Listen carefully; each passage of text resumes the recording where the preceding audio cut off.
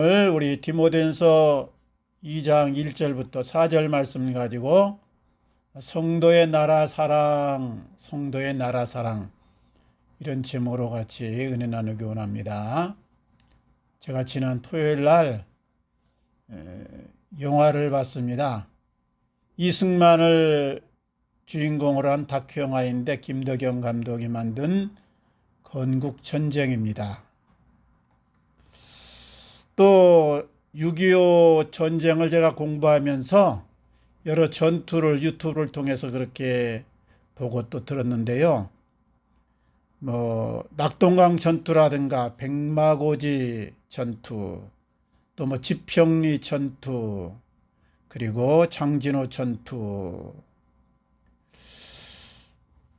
이런 전투를 보고 우리 한국 현대사를 공부하면서 알게 된 것이 있습니다. 그것은 내가 지금 누리고 있는 이 풍성한 삶, 복된 삶은 저절로 그냥 온 것이 아니구나.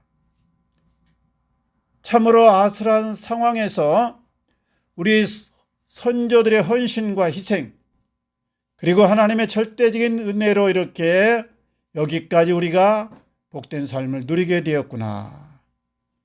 그러면서 내가 지금 이 시대에 좋은 나라 대한민국에 살고 있음에 너무너무 감사해서 눈물이 그렇게 흘렀습니다. 그러면서 나라가 참 중요하다, 이것을 깨닫게 되었습니다. 우리가 예수를 믿는 이유가 무엇입니까?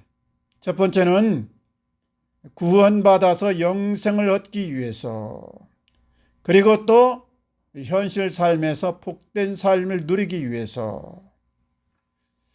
그런데 이것이 세상 사람들 눈에는 자칫하면 이기적이다 이렇게 비칠 수가 있습니다. 그래서 안티 크리스찬들이 가끔 그렇게 비판합니다. 예수쟁이들은 사회는 이웃은 나몰라라 한다. 오직 자기들 복받는 것에만 관심을 가진다. 이렇게 때로 오해를 합니다. 우리가 한번 가만히 생각해 보세요. 우리 대한민국이 정말 위기를 만났다면, 어려운 일을 만났다면 우리는 어떻게 해야 됩니까? 머리에 띠를 띠고 촛불을 들고 교회 밖으로 뛰쳐나가서 목소리를 내야 되겠습니까? 아니면 정치와 교회는 분리다 이렇게 생각하면서 잠잠히 내 일만 해야 되겠습니까? 이 건강한 신앙인이 되려가면 두 가지를 잘해야 됩니다. 첫째는 예수를 우리가 마음으로 잘 믿고 삶에서 예수의 인격을 나타내야 됩니다. 또 한 가지는 우리가 사회적인 이 책임, 그러니까 공동체 안에서 역할을 우리가 잘 감당해야 되는 것입니다. 우리 신앙의 선배들은 이 두 가지를 참으로 잘했습니다. 그래서 교회에 모이는 열심도 있었고, 개인 구원에 대해서 전도도 많이 했고, 그리고 아울러서 나라가 어려움을 당할 때에 그렇게 앞장서서 애국심을 발휘했습니다. 우리가 1919년 3월 1일은 3.1절 독립만세 사건이 있던 때인데요. 그때 기독교인들은 전체 인구가 한 2천만 명이었고 기독교 인구는 한 20만에서 25만 정도다. 그러니까 대략적으로 1%를 조금 넘는 상황입니다. 그런데 3.1절 민족대표 33명 중에서 16명이 기독교인입니다. 그리고 그 당시에 시위를 하고 만세를 부르다가 체포된 사람 60%가 기독교인입니다. 그리고 우리 독립 건국을 이루었던 이 주도적인 인물도 역시 기독교인이었습니다. 안창호 선생이라든가 여운형 선생, 이승만, 김구 선생, 서재필, 그리고 조만식 선생, 다 투철한 신앙인이었습니다. 우리도 믿음의 사람으로서 지금 이 시대에 할 일이 있습니다. 그것은 우리가 예수를 잘 마음으로 믿을 뿐 아니라 삶으로 인격으로 예수의 성품을 나타내는 것입니다. 그리고 동시에 세상의 빛과 소금으로서 사회적인 이 역할을 잘 감당하는 것입니다. 그러기 위해서 오늘 저는 이 본문 말씀을 중심으로 몇 가지 이렇게 생각하면서 같이 은혜 나누기를 원합니다. 먼저는 이 나라를 위해서 늘 기도해야 됩니다. 사실 우리나라는 매우 슬프고 그리고 고단한 역사의 연속을 그렇게 지나온 나라입니다. 우리 삼국시대 때는 수나라, 당나라가 수도 없이 우리나라를 침탈했습니다. 고려시대는 몽골 사람이 쳐들어와서 우리나라를 짓밟았습니다. 그리고 유조 때는 청나라 사람들이 쳐들어왔습니다. 우리나라는 청나라의 그 하속국가가 되어가지고 나라의 문 큰일을 결정하려면 청에 가서 허락을 받아야 했습니다. 그 이후에는 일본이란 나라가 우리나라를 짓밟았습니다. 그래서 36년 동안 그렇게 어려움을 당해서 우리 말도 쓰지 못하고 우리 글도 쓰지 못하고 우리 성이나 이름도 제대로 쓸 수가 없는 상황이 되었습니다. 해방 후에는 국민들 대다수가 공산주의의 환상에 젖어들었습니다. 그래서 까딱했으면 이 남한도 저 북한처럼 공산국가가 될 뻔했습니다. 그런데 하나님의 나라로 이 대한민국 자유 남한이 설 수가 있었던 것입니다. 그 다음 얼마 지나지 않아서 6.25 동란이 터졌습니다. 동족 상잔의 피비린 난 이 3년간의 전쟁을 통해서 군인들만 100만 명 넘게 죽었습니다. 그리고 민간인과 그리고 사상자와 행방불명자를 합하면 대략 500만 정도가 큰 피해를 입었습니다. 제가 6.25 당시인 1953년 6.25가 끝날 무렵에 태어났는데요. 그때 세계 나라가 103나라였습니다. 103나라. 그 중에서 대한민국이 몇 등이냐? 못 살기를 103등. 세계 최貧국이었습니다. 그런데 우리나라는 지금 선조들이 꿈꾸던 풍성한 나라, 자유로운 나라, 복된 나라가 되었습니다. 지나온 날들을 살펴보면 우리나라는 분명 망하는 것이 당연합니다. 그런데 망하지 않았습니다. 오히려 그 어려움을 딛고 일어나서 지금 세계 10대 강국이 되었습니다. 도대체 어떻게 이럴 수가 있느냐? 사람들은 이것을 한강의 기적이라고 이야기합니다만 다른 말로 설명할 수 없습니다. 물론 우리 선조들의 수고와 헌신이 있었지만 이것은 오직 하나님의 은혜입니다. 역사의 주권자 되신 하나님의 은혜로 말미암아서 우리가 이렇게 아름다운 대한민국, 부강한 나라, 풍요로운 나라, 자유로운 이 대한민국을 건설할 수 있게 된 것입니다. 오늘 말씀을 보세요. 모든 사람을 위하여 기도하라. 특별히 임금을 위하여 기도하고 위저증 자들을 위하여 기도하라. 우리가 지금 할 수 있는 일 가장 첫 번째는 기도하는 일입니다. 혹시 대통령의 마음에 들지 않더라도 하나님이 세운 것으로 알고 우리가 기도해야 됩니다. 이 나라에 다시는 전쟁이 없도록 나라를 빼앗기는 일이 없도록 기도해야 됩니다. 하나님의 주신 이 축복과 자유를 가지고 방종하지 않도록 기도해야 됩니다. 성도의 기도가 쉬지 않은 때에 나라는 늘 안전하고 평안할 수 있습니다. 반대로 성도가 기도를 쉴 때에 나라는 위태로워지는 것입니다. 우리 기도로 세워진 이 나라를 우리 늘 기도하심으로 지켜가는 복된 성도님들 되시기를 주님 이름으로 축원합니다. 첫 번째는 우리가 나라를 위해서 기도해야 된다. 다음에는 우리가 하나님의 뜻을 이 땅에 이루는 것입니다. 이 땅에 이루어야 될 하나님의 뜻이 뭐냐? 먼저는 악이 팽창하지 못하도록, 죄악이 관영하지 못하도록 막아서야 됩니다. 우리나라는 경제 발전이 참 너무도 이렇게 빨리 진행되었습니다. 그리고 한류 문화도 세계 1등입니다. 반도체 산업, 조선업, 그리고 여러 가지 공업이 발달했습니다. 사실 지하자원도 없고 땅도 기름지지 못한데 이런 기적의 나라를 이루었습니다. 세계가 깜짝 놀랍니다. 그런데 빛이 있으면 그림자가 있다고 부정적인 면, 어둠도 많습니다. 저출산과 자살 공화국입니다. 술과 담배에 찌든 공화국입니다. 그리고 도박과 게임, 마약 중독의 공화국입니다. 이런 죄악의 물결이 넘쳐나지 않도록 막아서는 일을 누가 해야 되느냐? 바로 우리 성도가 해야 된다는 말입니다. 에스겔 22장 30절 말씀인데요. 하나님의 여호와 하나님이 말씀하는 겁니다.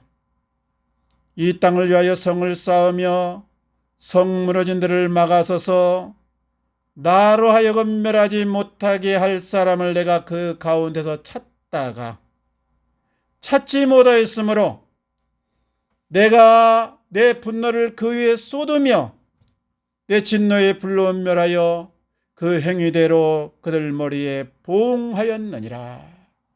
주 여호와의 말씀이니라. 예루살렘이 왜 망했습니까? 죄악이 관영해서, 또 하나는 하나님의 진노를 막아서는 사람이 없어서. 우리나라가 망한다고 하면 경제 때문에 망하는 것이 아닙니다. 핵이나 군사력이 부족해서 망하지도 않을 것입니다. 혹시 망한다고 하면 죄악이 관영해서 하나님의 진노를 사서, 그리고 그 진노를 막아설 최후의 보류인 성도가 제 사명을 못해서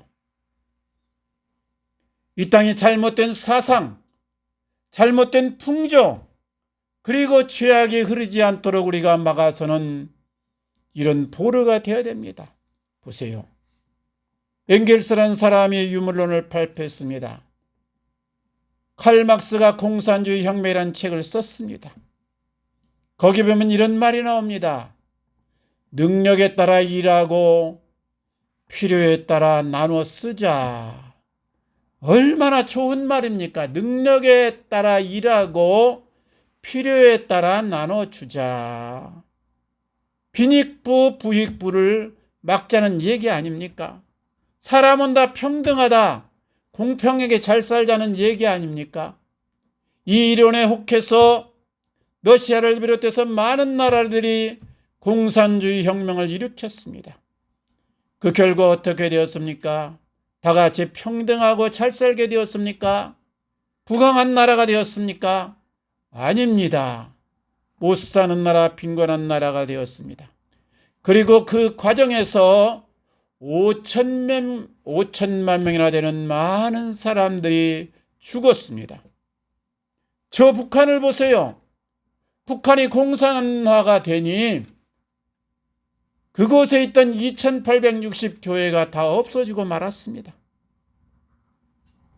요즘 성자유화다, 성혁명이다, 그러면서 동성애로 우리가 나가자. 얼마나 어떻더라면 멋진 구호입니까? 그러나 성자유화가 되고 동성애가 만연하게 되면 어찌 됩니까? 가정이 무너질 수밖에 없는 것입니다. 차별금지법도 좋습니다. 어떻더라면 좋아요. 그러나 그 실상에는 예수가 길이요 진리요 생명이다, 이 복음을 전하지 못하게 하려는 이 마귀의 술책이 숨어있는 것입니다. 동성애나 차별법이나 성자유가 이루어지면, 죄악의 물길이 넘쳐나면 하나님의 진노가 임할 수밖에 없고 우리나라가 망하는 길로 접어들 수밖에 없는 것입니다. 그러므로 성도는 나라가 엉뚱한 방향으로 죄악의 물결에 휩싸이지 않도록 막아서는 이 최후의 보루가 되어야 되는 것입니다. 또 한 가지는 공의가 물같이 흐르는 이 사회를 만들어가야 됩니다. 아모스 5장 24절 말씀인데요. 오직 정의가 물같이 공의를 마르지 않은 강같이 흐르게 할지어다. 이스라엘에 대한 하나님의 이 소원입니다.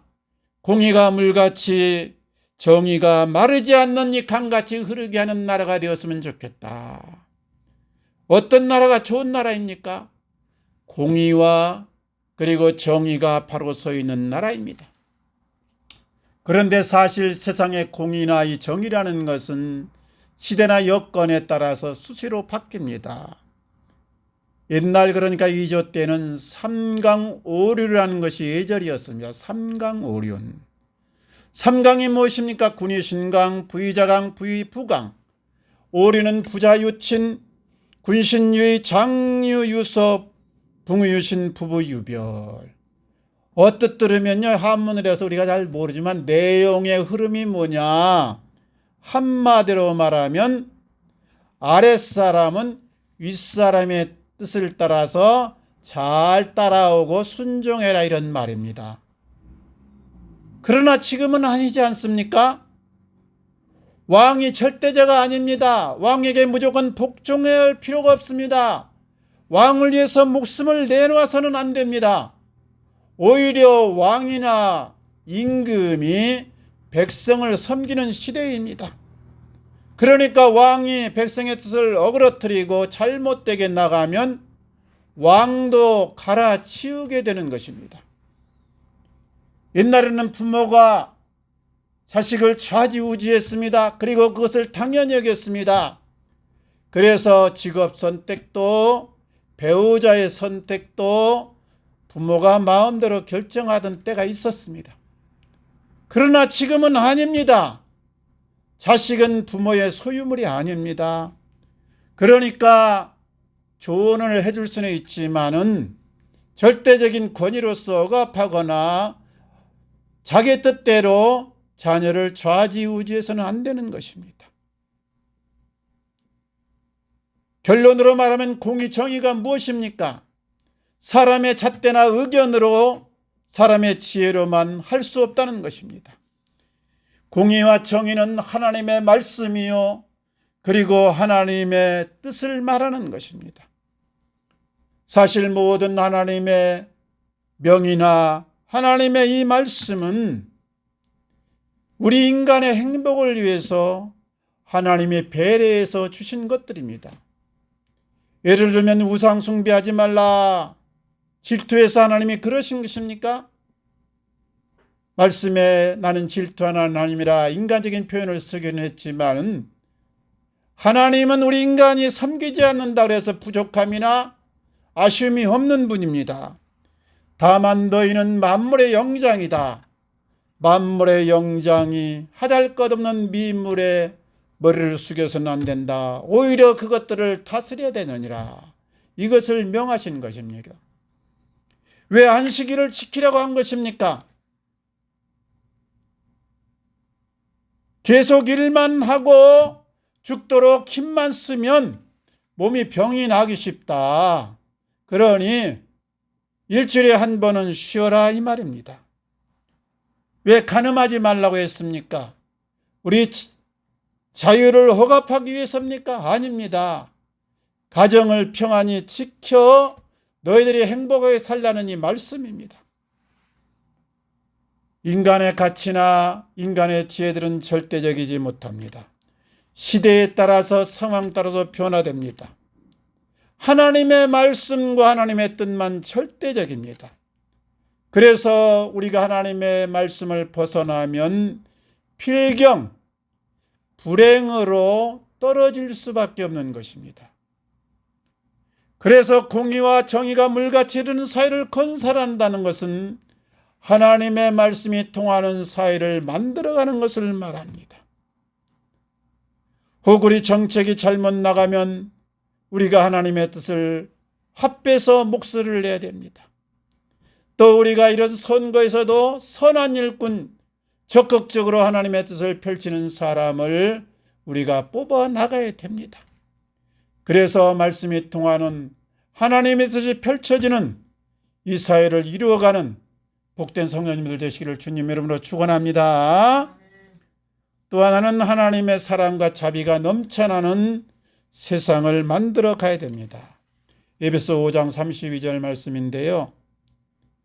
친절히 대하며 불쌍히 여기며 서로 용서하기를 하나님이 그리스도 안에서 너희를 용서하심과 같이 하라. 우리가 영적인 눈으로 보면 인간 개개인은 다 불쌍한 존재입니다. 박근혜 출신들도 불쌍하고 조국 이재명도 불쌍하고 한동훈도 불쌍하고 이재용도 불쌍한 존재입니다.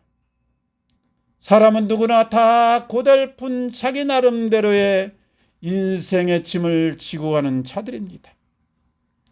그런데 안타깝게도 불쌍히 여기기보다는 서로 잡아먹지 못해서 안달인 것이 현실입니다. 보세요. 우리나라는 지금 세계 유일의 분단 국가입니다. 남북이 같은 민족인데 서로 총뿌리를 겨누르고 있습니다.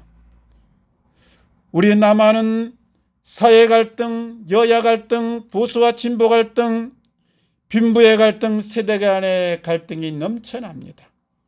도를 넘었습니다. 상생을 모릅니다.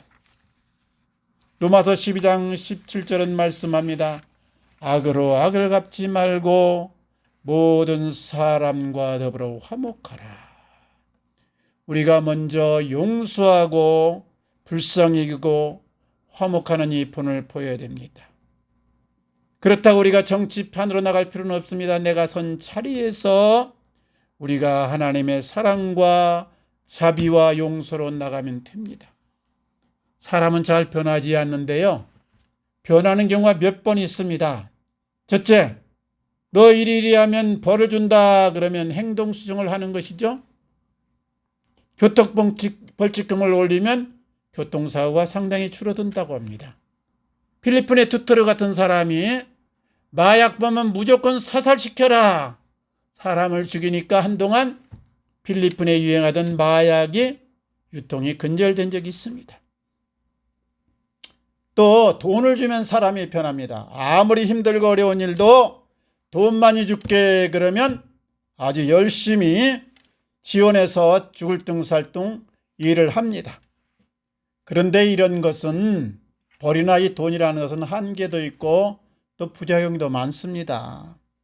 그러나 사랑하면 다릅니다. 사랑을 먹으면 사람은 감동하게 되고 감동하게 되면 변하게 됩니다. 보세요. 비겁자, 도망자 베드로가 디베레 바닷가에서 예수님의 사랑을 듬뿍 먹으니까 다시 일어나서 각오하고 복음을 전하며 생명 걸고 주의 일에 매진합니다. 사람을 진정 변화시킬 수 있는 길은 오직 사랑뿐입니다. 우리가 혹 자식이 말을 안 듣는다, 배우자가 억세다 그러면 나무라기 전에 나를 한번 점검해 보세요. 내가 진심으로 사랑으로 대했나? 사랑으로 내가 그를 대우했나?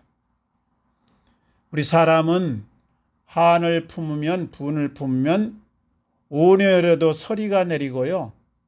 사랑을 품으면, 사랑을 한없이 먹으면 부드러워지는 것입니다. 언제 어느 때나 사랑의 가슴으로 승리하시길 주님 이름으로 축원합니다. 끝으로 참나라 사랑은 복음을 전하여 곳곳에 하나님의 나라를 세워가는 것입니다. 1982년 4월 워싱턴에서 미국 목사님들의 회의가 있었는데요. 그 회의에서 우리가 그동안 잘못된 죄가 무엇인가 회개를 했는데 그 첫 번째가요. 불신자들이 정부와 교육계와 연예계와 방송업체를 장악하도록 방치한 죄를 회개했습니다. 무슨 말이냐? 교회계도 하나님의 뜻이 통하고 하나님의 영광이 나타나고, 정치계에도 하나님의 뜻이 통하고 하나님의 영광이 나타나고, 연예계에도 마찬가지고 모든 분야에 하나님의 나라가 건설되고 하나님의 뜻이 나타나고, 그리고 하나님의 영광이 드러나야 되는데 우리가 그것을 방치하고 신경 쓰지 못했다. 이것을 회개했다는 말입니다. 우리가 곳곳에 하나님의 영광이 나타나고 하나님의 뜻이 보편화되려고 하려면 우리가 성경을 가르치고 복음을 전해야 됩니다. 그래서 이 땅에 하나님의 백성이 넘쳐나고 그리스도의 마음을 가진, 그리스도의 심정을 가진 사람들이 많아져야 됩니다. 그래서 곳곳에 기독교인들이 들어가서 선한 영향력을 행사할 때 이 나라가 아름답게 변화될 수 있는 줄 압니다. 우리나라는 기도로 세워진 나라입니다. 1948년 5월 31일 재헌국회가 처음으로 열렸는데 그때 나이가 제일로 많았던 이승만 박사가, 이승만 의원이 사회를 맡았습니다. 이승만 이 사회자가 말합니다. 오늘 우리는 대한민국 독립민주국 제1차 회의를 여기서 열게 된 것을 하나님 앞에 감사합니다. 우리의 종교 사상이 무엇을 가지고 있든지 누구나 오늘 당해가지고 사람의 힘으로만 된 것이라고 자랑할 수는 없을 것입니다. 그러므로 하나님에게 감사를 드리지 않을 수 없습니다. 이 시간 목사님으로 국회의원이 되신 이원영 의원님이 나오셔서 하나님께 기도를 올려주시기 바랍니다. 그래서 목사로 심우하다가 국회의원에 당선된 이원영 선생이 나와서 이렇게 기도했습니다.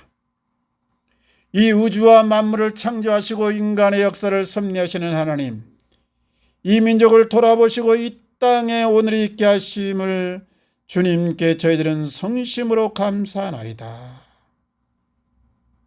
이 민족의 고통 호소를 들으시사 정의의 칼을 빼서 일제의 폭로를 굽히시사 세계 만방의 양심을 움직이시고 우리 민족의 염원을 들으심으로 이 기쁜 역사적 환희의 날을 이 시간 우리에게 주심은 하나님의 섭리가 세계 만방에 헌시하신 것으로 믿나이다.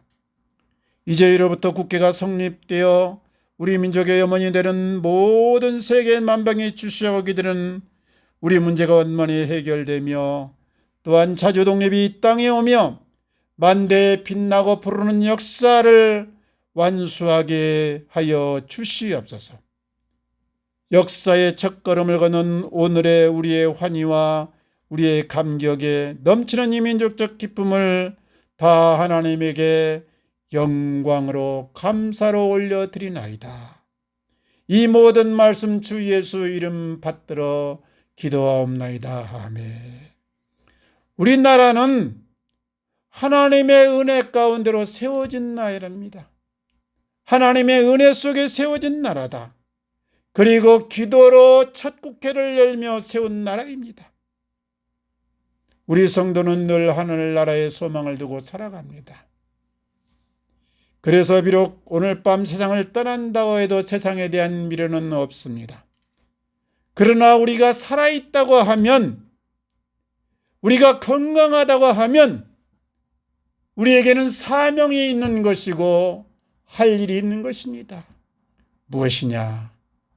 내 마음에 예수 그리스도를 구주로 삼고 내 마음에 하나님 나라를 세우는 것입니다. 그리고 나가서 이 땅에 하나님 말씀이 서도록 앞장서서 진군하는 것입니다. 이 나라가 복음화되고 이 나라에 하나님의 뜻이 서고 하나님의 말씀이 통하게 되면 하나님은 언제까지나 이 나라를 지켜주실 것입니다. 그리고 언제까지나 하나님이 복을 내려주실 것입니다. 이런 은혜와 축복이 넘쳐나시기를 주님 이름 받들어 축원합니다. 같이 기도하겠습니다. 아버지 감사합니다. 우리를